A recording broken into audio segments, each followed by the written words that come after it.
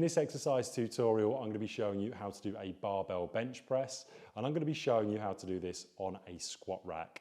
Now, of course, you can do this on just a general bench press rack setup. However, if you have something like a squat rack in the gym, this is brilliant because of the fact that we've got these at the bottom, these safety catches. Now, let's say, for example, you're doing this for the first time, or alternatively, you're doing a new weight where you think, I don't know if I can do this. Having the catches at the bottom means that the barbell won't go into contact with your chest, it'll go into contact with the catches, and then if you can't get the weight back up, you can roll the bar on the catches and be able to come out of the exercise safely. So for those of you that don't have spotters, maybe you are in gyms that are quite quiet or you go at quiet times, maybe the people around that you look at, you go, I wouldn't trust them with spotting me. This is almost like your spotter. It's your get out of jail card, if you like, if you cannot do a repetition. Now, this is set up in a position here that it's not going to interfere with the exercise at the moment.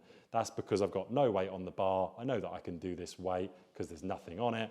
So I'm going to show you the fundamentals, and then a little bit later on, I'll show you how we can use these catches.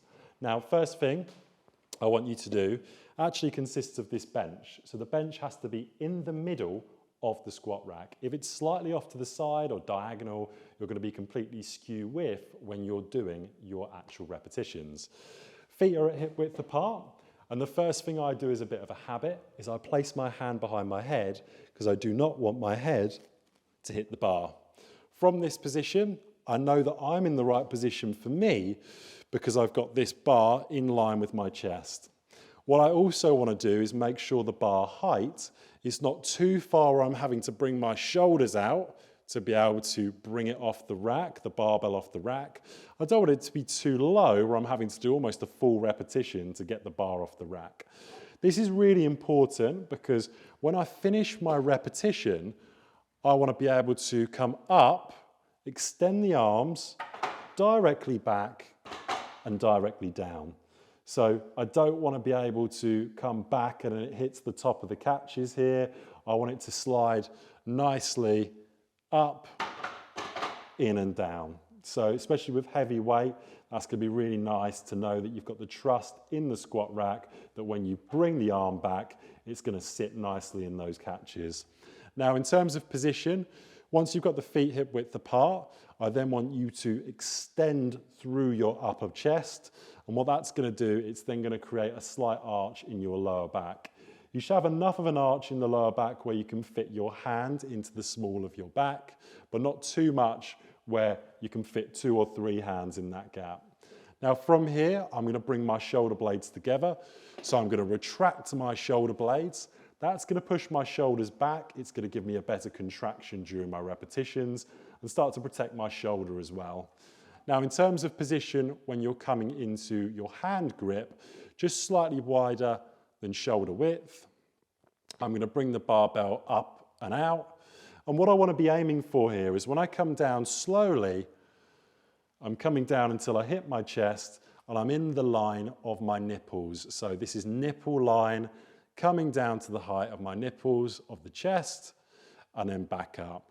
Slowly controlling each repetition. I'm bringing the arms down and up in a vertical style. So I'm not bringing the bar up and in towards my shoulders or too far away from my body. It's a nice vertical line that I'm coming down with.